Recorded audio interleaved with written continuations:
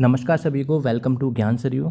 आज का session start करते हैं। आज का सेशन है वो उत्तर प्रदेश शिक्षक पात्रता परीक्षा 2016 बाल विकास एवं शिक्षण विधि के लिए UP TET 2016 previous year question paper है। तो ये पेपर है वो हमारा परीक्षा 2 फरवरी 2016 को हुआ था, तो उसी को हम आज रिवाइज करेंगे एक बार। चलिए पहला क्वेश्चन स्टार्ट करते हैं। पहला क्वेश्चन है हमारा, वह मापनी जिसमें अंतराल के समस्त गुण के साथ परम शून्य भी हो कहलाती है। ऑप्शन नंबर ए नामित मापनी, ऑप्शन नंबर बी क्रमसूचक मापनी, ऑप्शन नंबर सी अंतराल मापनी, ऑप्शन नंबर डी अनुपात मापनी। तो क्वेश्चन नंबर फर्स्ट का जो आंसर है वो आएगा हमारा ऑप्शन नंबर डी अनुपात मापनी। देखिए, मापनी के 4 स्तर होते हैं। नामित मापनी, इसको हम शाब्दिक भी बोलते हैं, शाब्दिक। और फिर आता है क्रमसूचक, क्रमिक। इसके बाद में अंतराल और लास्ट में हमारा अनुपात मापनी। अनुपात मापनी मापन का वह प्रकार है जिसमें अंतराल मापनी के समस्त गुणों के साथ परम शून्य भी होता है। जिसमें परम शून्य आए उसमें हम अनुपात मापनी में आएगा। तो D option is the correct answer. Question number second, fried के अनुसार हमारे मूल्यों का अंतिकरण डैश में होता है। ऑप्शन नंबर ए इदम में, ऑप्शन नंबर बी अहम में, ऑप्शन नंबर सी पराहम में, ऑप्शन नंबर डी परिस्थितियों में। तो सिगमंड फ्राइड के अनुसार हमारे मूल्यों का अंतिकरण होता है, इसका जो आंसर आएगा वो होगा हमारा ऑप्शन नंबर सी पराहम में। देखिए, सिगमंड फ्राइड जो हैं वो व्यक्तित्व को उन्हें स्पष्ट करने के लिए मनोविश्लेषण सिद्धांत प्रदान किया। उन्होंने एक सिद्धांत दिया था जिसका नाम था मनोविश्लेषणात्मक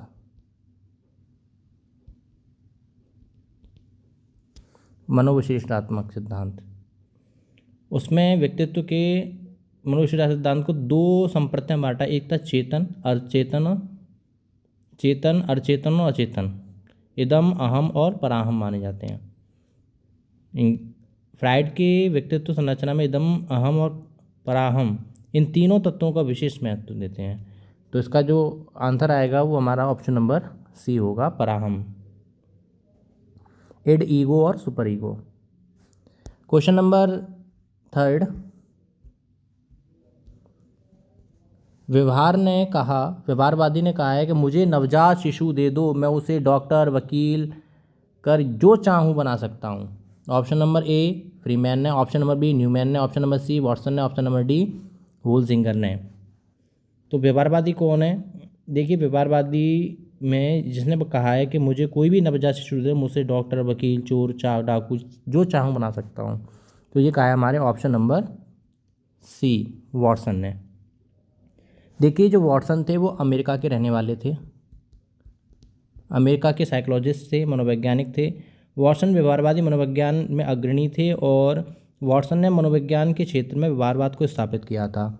इन्होंने ही व्यवहारवाद को स्थापित किया था और मानव विकास में व्यवहार की भूमिका को महत्वपूर्ण माना था। उन्होंने अपने व्यवहार दृष्टिकोण में 1913 में कोलंबिया विश्वविद्यालय में प्रस्तुत किया था। और इनका मुख्य कथन था कि मुझे कोई भी नवजात शिशु दे दो, मैं उसे डॉक्टर, वकील, चोर चाहे जो कुछ बना सकता हूँ। अगला है, ध्यान आकर्षित होने में डैश की मुख्य भूमिका होती है। ऑप्शन नंबर ए उद्दीपन की तीव्रता, ऑप्शन नंबर बी उद्दीपन की उपाध्यता, ऑप्शन नंबर सी है उद्दीपन की विश्वसनीयता, ऑप्शन नंबर डी उद्दीपन की सक्रियता। तो क्वेश्चन नंबर 4 का जो आंसर है हमारा वो जाएगा ऑप्शन नंबर ए उद्दीपन की तीव्रता। देखिए, उद्दीपन की तीव्रता ध्यान आकर्षित करने के लिए बहुत महत्वपूर्ण भूमिका निभाती है अपनी, क्योंकि उद्दीपन की तीव्रता जितनी ज़्यादा होगी व्यक्ति ना चाहते हुए उतनी तरफ आकर्षित होता जाता है। तो option number A is the correct answer. Next question है क्वेश्चन नंबर 5, डैश छात्र में रुचि उत्पन्न करने की कला है। ऑप्शन नंबर ए है शिक्षण, ऑप्शन नंबर बी है सहानुभूति, ऑप्शन नंबर सी है समदृष्टि, ऑप्शन नंबर डी है प्रेरणा।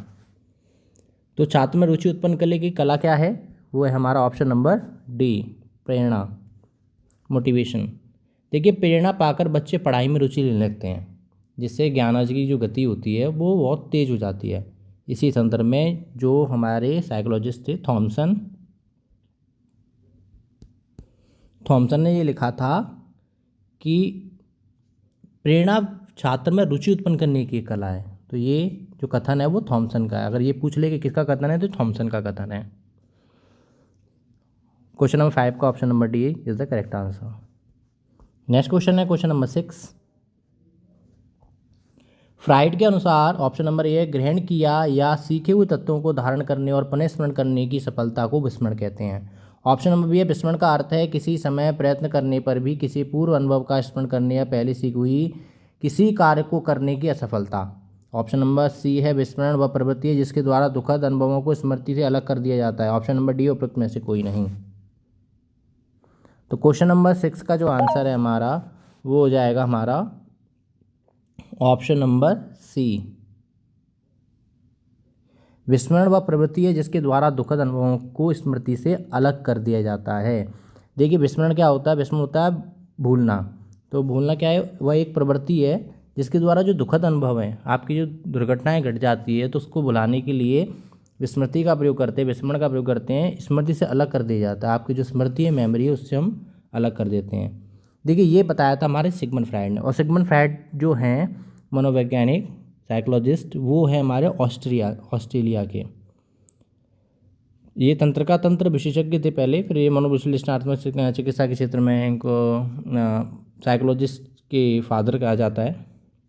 फ्राइड ने मानव व्यक्तित्व के विकास में मनोविश्लेषण संकल्पना प्रस्तुत किया था और इनके अनुसार मानव की जो स्मृति है मानव व्यक्तित्व के विकास में अहम भूमिका निभाती है। उन्होंने कहा है कि विस्मरण और प्रवृत्ति जिसके द्वारा दुखद अनुभवों को स्मृति से अलग कर दिया जाता है, क्योंकि अगर भूलोगे नहीं आप तो आप आगे नहीं बढ़ पाओगे। जितने भी दुखद अनुभव हैं वो उनको विस्मरण होना ही अति आवश्यक होता है। तो C option is the right answer. Next question है क्वेश्चन 7। SOR थ्योरी, SOR किसके द्वारा प्रस्तावित किया गया है? Option number A Watson, option number B है Koffka, option number Kohler, option number D है गेस्टाल्टवादी मनोविज्ञान। तो SOR जो थ्योरी है वो हमारे अमेरिका के एक साइकोलॉजिस्ट थे जिनका नाम था वुडवर्थ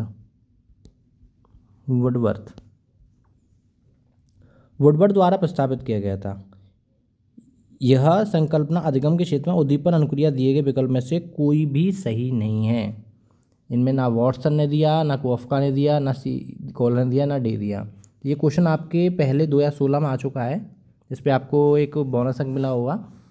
तो ये इसीलिए क्योंकि ये जो कथन है वो वुडवर्थ का है, वॉटसन, कॉफका, कोहलर किसी का भी नहीं है। स्टिमुलस ऑर्गेनिज्म रेस्पॉन्स इसे बोलते हैं SOR थ्योरी। तो इसमें कोई भी ऑप्शन सही नहीं है आपका। इसका जो ऑप्शन आएगा वो सही होगा वुडवर्थ, क्योंकि वुडवर्थ ने ही दिया था ये। नेक्स्ट क्वेश्चन है क्वेश्चन नंबर 8। ध्यान को केंद्रित करने की आंतरिक दशा है। ऑप्शन नंबर ए अवधि, ऑप्शन नंबर बी नवीनता, ऑप्शन नंबर सी रुचि, ऑप्शन नंबर डी आकार। आकार नहीं आएगा, आकार आएगा, आकार।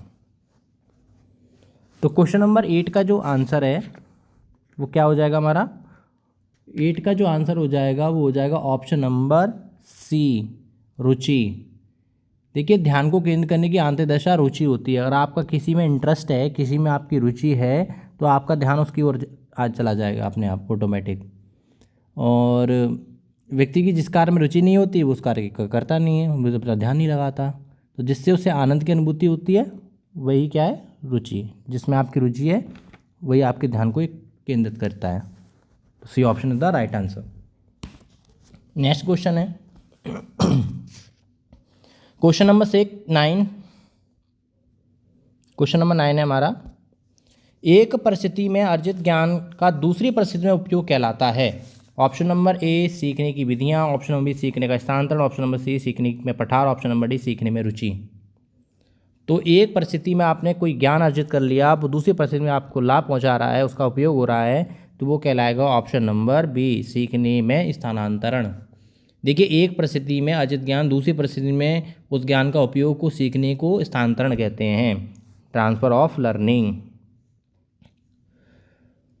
तो B option is the correct answer. Next question है क्वेश्चन नंबर 10। अनुभव द्वारा व्यवहार में परिवर्तन कहलाता है? ऑप्शन नंबर ए है स्मृति, ऑप्शन नंबर बी सीखना, ऑप्शन नंबर सी है प्रेरणा, ऑप्शन नंबर डी है चिंतन। तो अनुभव द्वारा व्यवहार में परिवर्तन क्या कहलाएगा? अगर आपको अनुभव का व्यवहार में परिवर्तन हो गया तो वो कहलाएगा हमारा option number B is the correct answer, सीखना। देखिए, अनुभव द्वारा व्यवहार में परिवर्तन सीखना कहलाता है। जैसे एग्जाम्पल बता रहा हूँ आपको, यदि कोई बालक है, आपके सामने लाल मिर्च रखी है, तो वह जिज्ञासा के कारण मुंह में दबाता है और उसे काटते ही उसको तीखे का ज्ञान होता है, मिर्च लगती है उसको और वो रोने लगता है, इसलिए वह मिर्च को फेंक देता है। फिर उसके पास वह कभी जाता ही नहीं है, क्योंकि उसने अनुभव से सीख लिया है कि लाल मिर्ची कड़वी होती है, तीखी होती है। इसी प्रकार सीखना पूर्व अनुभवों और व्यवहार में प्रगतिशील परिवर्तन है। हमारे मनोविज्ञान साइकोलॉजिस्ट थे एक, जिनका नाम था सिम्पसन। इन्होंने कहा था कि व्यवहार में कोई भी परिवर्तन हो अनुभवों का परिणाम है और जिसके फलस्वरूप व्यक्ति आने वाली परिस्थिति का विभिन्न प्रकार से सामना करता है, सीखना या अधिगम कहलाता है। ये डेफिनेशन दी थी वो हमारे सिम्पसन ने दी थी। नेक्स्ट क्वेश्चन है क्वेश्चन नंबर 11। सांख्यिकी में वह रेखाचित्र जिनमें आवर्तियों को स्तंभों द्वारा प्रदर्शित किया जाता है कहलाता है? ऑप्शन नंबर ए स्तंभकृति, ऑप्शन नंबर बी आवर्ती बहुभुज, ऑप्शन नंबर सी है संचयी आवर्ती, ऑप्शन नंबर डी रेखाचित्र। तो क्वेश्चन नंबर 11 का जो आंसर आ जाएगा वो हो जाएगा हमारा ऑप्शन नंबर, क्वेश्चन 11 का जो आंसर आएगा वो आएगा हमारा, देखिए स्तंभाकृति तो नहीं होगा इसमें, आवृत्ति बहुभुज नहीं, संचय आवृत्ति रेखाचित्र,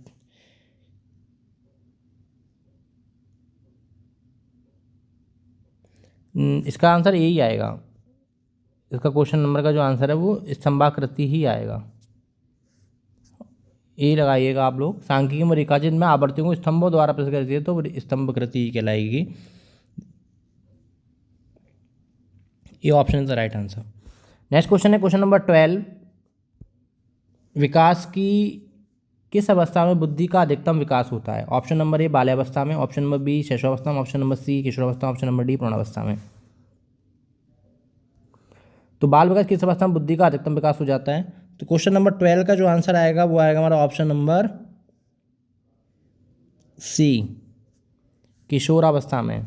यहाँ पर अधिकतम पूछा है, अधिकतम विकास किस अवस्था में हो जाता है, तो वो किशोरावस्था में होता है। बुद्धि का अधिकतम विकास किशोरावस्था में होता है। C option is the right answer. Next question है क्वेश्चन नंबर 13। शिशु का अधिकांश व्यवहार आधारित होता है? ऑप्शन नंबर ए मूल प्रवृत्ति पर, ऑप्शन नंबर बी नैतिकता पर, ऑप्शन नंबर सी वास्तविकता पर, ऑप्शन नंबर डी ध्यान पर। तो इसका जो आंसर आएगा वो आएगा हमारा ऑप्शन नंबर ए मूल प्रवृत्ति पर। देखिए शैशवावस्था ही बालक का निर्माण काल कहा जाता है, या सीखने का अनोखा काल भी कहते हैं इसको। इस अवस्था में शिशु व्यवहार के मूल प्रवृत्तियों पर आधारित होता है, जैसे वो रोता है, रोना, हंसना और स्वप्रेम की भावना, ये सारे जो गुण होते हैं, यह अवस्था बालक के संपूर्ण भावी जीवन को प्रभावित भी करती है। इसलिए मनोविज्ञान ने शैशवावस्था को मानव जीवन का आधार माना है। इसका आधार मूल प्रवृत्ति। नेक्स्ट क्वेश्चन है हमारा क्वेश्चन नंबर 14। क्वेश्चन नंबर 14 है, अंतर्दर्शी सूर्य द्वारा सीखने के सिद्धांत में कूलर ने प्रयोग किया था? ऑप्शन नंबर ए कुत्ते पर करा था, ऑप्शन नंबर बी बनमानुष पर, ऑप्शन नंबर सी बिल्ली पर, ऑप्शन नंबर डी चूहों पर। वेरी वेरी इंपॉर्टेंट क्वेश्चन है, यूपी टेट में हमेशा पूछा जाता है। तो अंतर्दर्शी सूर्य का सिद्धांत जो दिया था उस पर प्रयोग किया था बनमानुष पर, और बनमानुष का जो नाम था वो था सुल्तान। देखिए सूझ बोल रो या अंतर्दृष्टि बोल रो एक ही चीज़ होती है। ये देने का जो श्रेय जाता है वो जर्मन के मनोवैज्ञानिक थे, जिनका नाम था कोहलर। ये जर्मन के थे। इन्होंने अपनी पुस्तक लिखी थी मेंटलिटी ऑफ ओप 1925 में। और कोहलर ने ही सूझ के सिद्धांत का प्रयोग बनवाने सुल्तान नाम के चिंपैंजी पर किया था। जो बनवाने सुल्तान नाम का था वो चिंपैंजी था, उस पर उन्होंने प्रयोग किया था। तो इसका जो आंसर आएगा वो ऑप्शन नंबर बी ही होगा। बनवाने सूझ के सिद्धांत कॉफका कोहलर और बर्दीमर्द ये व्यवहारवादी थे, और इनमें कोहलर जो हैं उन्होंने सूझ के सिद्धांत का प्रतिपादन किया था, बनवाने पर प्रयोग किया था। नेक्स्ट क्वेश्चन है क्वेश्चन नंबर 15। क्वेश्चन नंबर 15 है, यह आवश्यक नहीं है कि उच्च बुद्धि लब्धि वाले बच्चों डैश में भी उच्च होंगे। ऑप्शन नंबर ए सृजनशीलता में, ऑप्शन नंबर बी अध्ययन में, ऑप्शन नंबर सी विश्लेषण में, ऑप्शन नंबर डी अच्छे अंक प्राप्त करने में। यह आवश्यक नहीं है कि उच्च बुद्धि लब्धि वाले बच्चों डैश में भी उच्च हों। किस में उच्च हों? तो क्वेश्चन नंबर 15 का जो आंसर आएगा वो आएगा ऑप्शन नंबर ए सृजनशीलता में। देखिए, किसी भी समस्या का संपूर्ण हल प्राप्त करने की योग्यता को बुद्धि कहते हैं, और जबकि नवीन उत्पाद नवीन खोज करने की क्षमता को हम सृजनशीलता कहते हैं। अतः बुद्धि लब्धि के आधार पर सृजनशीलता का मापन नहीं किया जा सकता। अगर आप क्रिएटिविटी आपकी बुद्धि लब्धि अच्छी है, जरूरी नहीं आपकी क्रिएटिविटी अच्छी हो।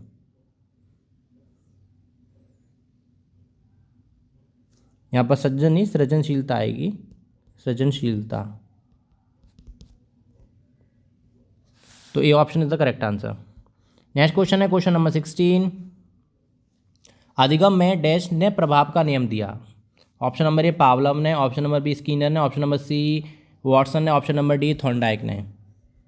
तो क्वेश्चन नंबर 16 का जो आंसर आएगा वो आएगा हमारा ऑप्शन नंबर डी थॉर्नडाइक ने। ये हमेशा क्वेश्चन पूछा जाता है कि अधिगम में नए प्रभाव का नियम दिया, किसने नियम दिया? तो देखिए, ये दिया था हमारे थॉर्नडाइक ने। थॉर्नडाइक ने 3 नियम दिए थे, 3 फिर एक बार बता रहा हूँ। देखिए, पहला नियम है वो तत्परता का नियम है, दूसरा नियम है वो प्रभाव का नियम है, जो आपका ये दे रखा प्रभाव का नियम, और थर्ड जो है वो है हमारा अभ्यास का नियम। ये 3 नियम जो दिए थे वो थॉर्नडाइक ने दिए थे।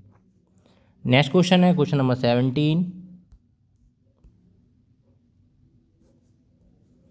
निम्न में से किस विधि का उपयोग स्मृति के मापन के लिए नहीं किया जाता?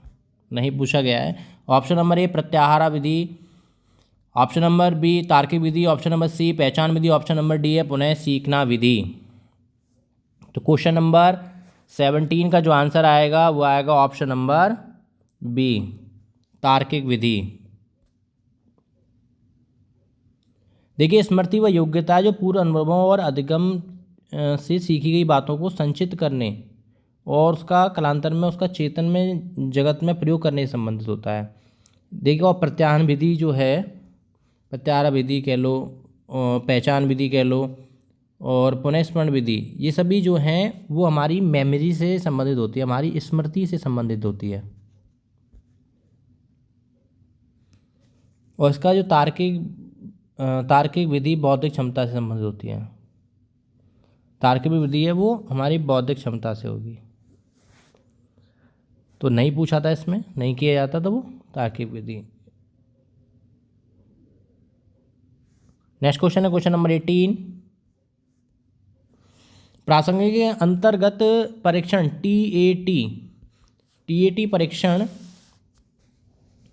का विकास द्वारा किया गया। किसके द्वारा किया गया? साइमंड के द्वारा, होल्टमैन के द्वारा, होल्ट्समैन के द्वारा, मरे के द्वारा या बेलक के द्वारा। देखिए, टीएटी जो परीक्षण है, इसका पहले आंसर बता देता हूँ मैं आप लोगों को। क्वेश्चन नंबर 18 का जो आंसर आएगा वो आएगा ऑप्शन नंबर सी। देखिए, इसको बोलते हैं टीएटी को प्रासंगिक अंतर्बोध परीक्षण। व्यक्तित्व मापन का एक परीक्षण है ये, और ये 1935 में हार्वर्ड विश्वविद्यालय के एक शिक्षक थे जिसका नाम था S.A. मुरे। इनका पूरा नाम है S.A. मुरे, ये मुरे है, द्वारा किया गया था। और टीएटी परीक्षण 31 कार्ड होते हैं इसमें, और जिसमें से एक कार्ड सादा रहता है, और परीक्षण के समय उस व्यक्ति पर अधिकतम 20 कार्डों का उपयोग किया जाता है। इसमें जो कार्डों की संख्या होती है वो 20 है, और टोटल कार्ड 31 होते हैं। प्रत्येक कार्ड पर अलग अलग विषयों में अलग अलग चित्र बने होते हैं, और प्रत्येक कार्ड पर बने चित्रों के आधार पर 5 मिनट की एक कहानी बनानी पड़ती है। वो होता है हमारा टीएटी परीक्षण। नेक्स्ट क्वेश्चन है हमारा क्वेश्चन नंबर 19। मनोविज्ञान का शिक्षा के क्षेत्र में सबसे बड़ा योगदान है? ऑप्शन नंबर ए है विषय केंद्रित शिक्षा, ऑप्शन नंबर बी है शिक्षण केंद्रित शिक्षा, ऑप्शन नंबर सी है क्रिया केंद्रित शिक्षा, ऑप्शन नंबर डी है बाल केंद्रित शिक्षा। तो क्वेश्चन नंबर 19 का जो आंसर आएगा हमारा वो होगा ऑप्शन नंबर डी, बाल केंद्रित शिक्षा। नेक्स्ट क्वेश्चन है क्वेश्चन नंबर 20।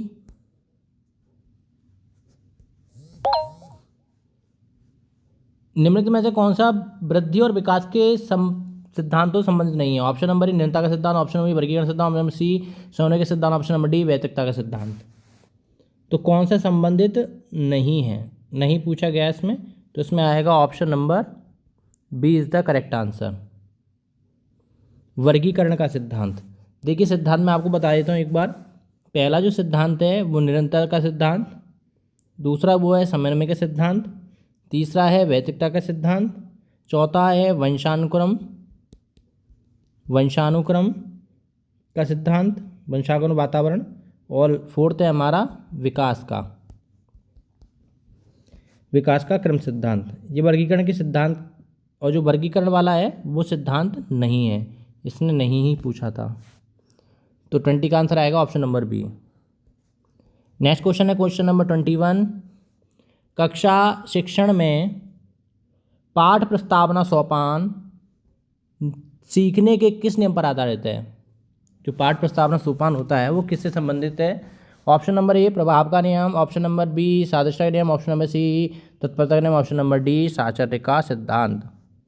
तो वो किससे संबंधित है? तो क्वेश्चन नंबर 21 का जो आंसर आएगा वो ऑप्शन नंबर सी आएगा, तत्परता के सिद्धांत पर आधारित है।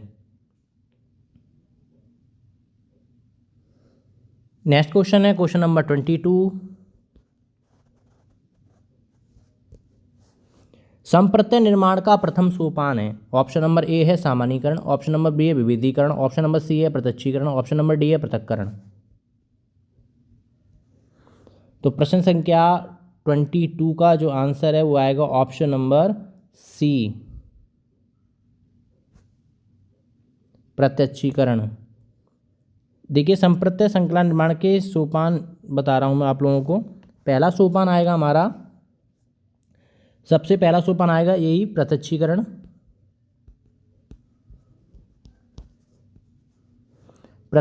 सबसे फर्स्ट सोपान पहला। इसके बाद होता है हमारा विभेदीकरण,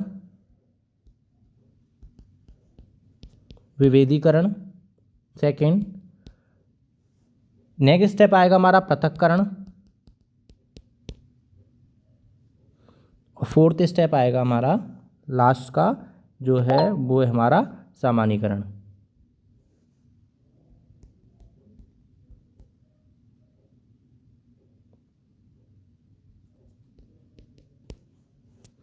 ये 4 स्टेप हैं। सबसे पहले आएगा प्रत्यक्षीकरण, फिर इसके बाद में विभेदीकरण, फिर आएगा पृथक्करण, और फिर लास्ट में आएगा सामान्यीकरण। इसमें प्रथम सोपान पूछा तो प्रथम सोपान हमारा प्रत्यक्षीकरण है। तो C option the right answer. Next question है क्वेश्चन नंबर 23। परीक्षणात्मक अधिगम संप्रत्यय डैश द्वारा दिया गया, किसके द्वारा दिया गया? Option number A Tolman, option number B Albert Bandura, option number C Thorndike, option number D है कोहलर के द्वारा। तो परीक्षणात्मक अध्ययन संप्रत्यय किसके द्वारा दिया गया? तो क्वेश्चन नंबर 23 का जो आंसर आएगा वो आएगा option number B, Albert Bandura. देखिए परीक्षणात्मक अध्ययन संकल्पना अल्बर्ट बंडूरा के द्वारा दिया गया था। परीक्षणात्मक अध्ययन संप्रत्यय का निर्माण दूसरों के व्यवहारों को परीक्षण करने से होता है, और दूसरे के व्यवहार को देखने से होता है।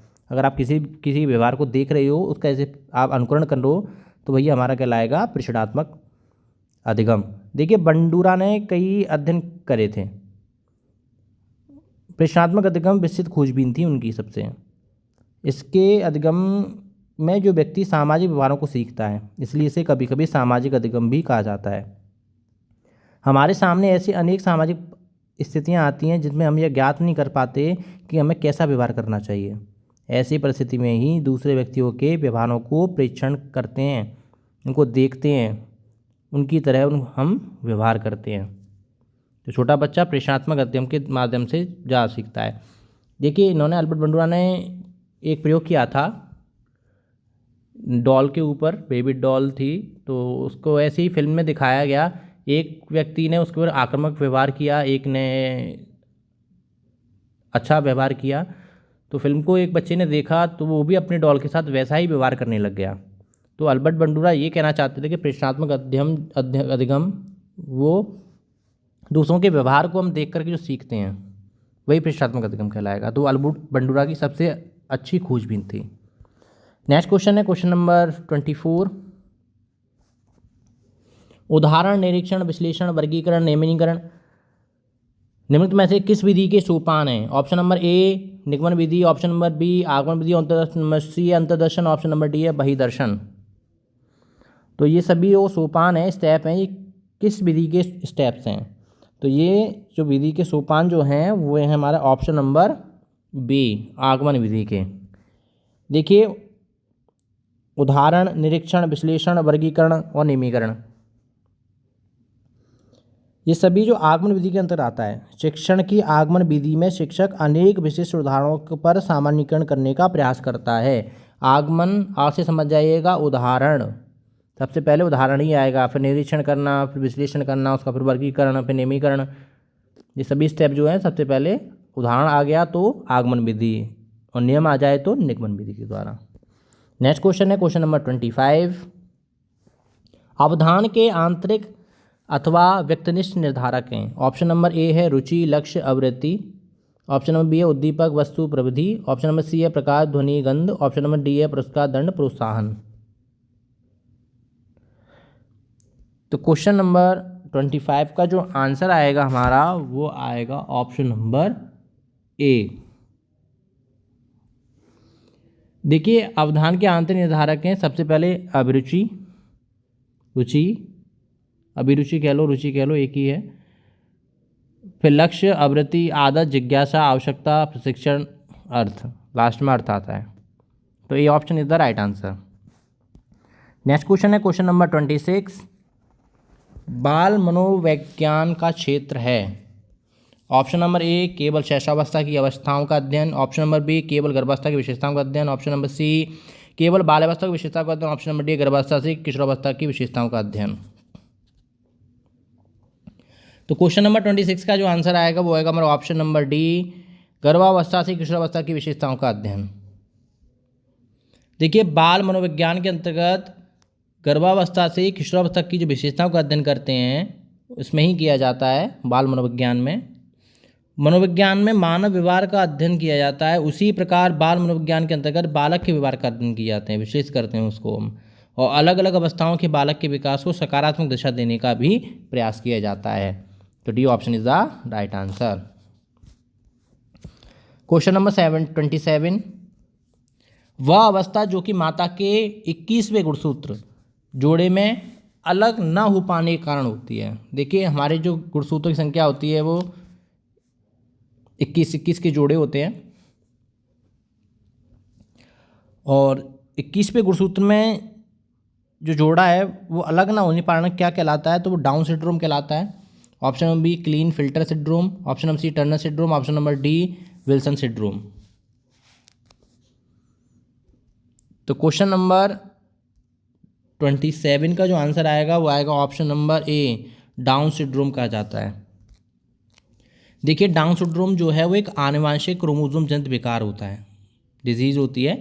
ये एक जीवन पर्यंत स्थिति है जो शरीर में क्रोमोसोम का जो एक अतिरिक्त जोड़ा बन जाने से होती है। सामान्य रूप से शिशु में 46 क्रोमोसोम के साथ पैदा होते हैं, 23 के जो जोड़े होते हैं, और 21वें गुणसूत्र में जोड़ा अलग नहीं हो पाता। मतलब 23 क्रोमोसोम का एक सेट माता से ग्रहण करते हैं। डाउन सिंड्रोम में पीड़ित शिशु में एक अतिरिक्त 21वीं क्रोमोसोम आ जाता है, जिससे उसके शरीर में क्रोमोसोम की संख्या बढ़कर 47 हो जाती है। मतलब 23 के जोड़े जो हो गए, 23 दूनी 40 गुणसूत्र होते हैं, उसमें एक बढ़ जाता है तो 47 हो जाते हैं। ये आनुवंशिक परिवर्तन शारीरिक विकास और मस्तिष्क के विकास में गति को धीमा कर देती है और उसे शिशु में मध्य में औसत बुद्धि विकलांगता का कारण बन सकती है। इसलिए option number is the right answer. Question number 28। Kohlberg के अनुसार किस अवस्था में नैतिकता बाह्य कारकों द्वारा निर्धारित होती है? ऑप्शन नंबर ए है पूर्व पारंपरिक अवस्था, ऑप्शन नंबर बी है पारंपरिक अवस्था, ऑप्शन नंबर सी है पश्चात पारंपरिक अवस्था, ऑप्शन नंबर डी है उपरोक्त में से कोई नहीं। तो क्वेश्चन नंबर 28 का जो आंसर आएगा वो आएगा ऑप्शन नंबर ए, पूर्व पारंपरिक अवस्था। A option is the correct answer. देखिए ये जो है हमारे लॉरेंस कोलबर्ग के नैतिक सिद्धांत में 3 अवस्थाएं दी थी उन्होंने, पूर्व परंपरागत, परंपरागत और उत्तर परंपरागत। ये 3 अवस्थाएं हैं हमारे लॉरेंस कोलबर्ग के द्वारा। नेक्स्ट क्वेश्चन है क्वेश्चन नंबर 29, निम्नलिखित में से कौन सा एक सही क्रम है?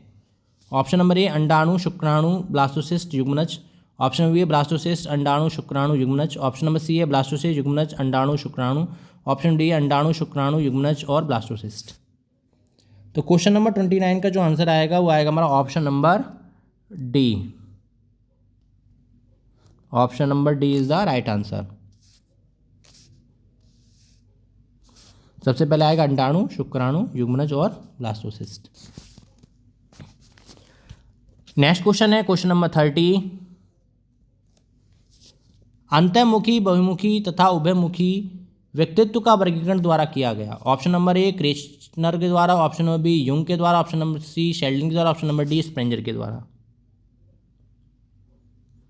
तो क्वेश्चन नंबर 30 का जो आंसर आएगा वो आएगा हमारा ऑप्शन नंबर बी, युंग के द्वारा। देखिए आपको युंग के बारे में बताया जाता है, युंग या जुंग कहते हैं।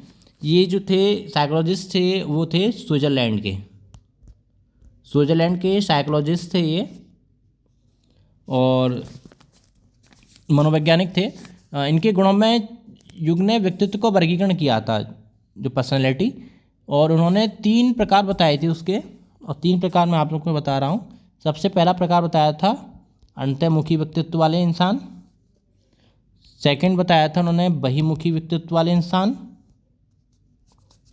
और थर्ड बताया था उभयमुखी वाले व्यक्तित्व वाले व्यक्ति।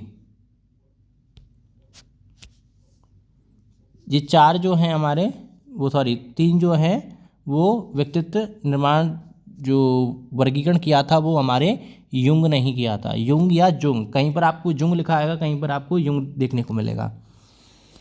तो ये थे स्विट्जरलैंड के साइकोलॉजिस्ट। आज आपके यहाँ PDF समाप्त होती है। आगे और प्रश्नों की श्रृंखला पढ़ने के लिए हमारे ज्ञान सरयू चैनल को सब्सक्राइब कीजिए। धन्यवाद। जय हिंद, जय भारत।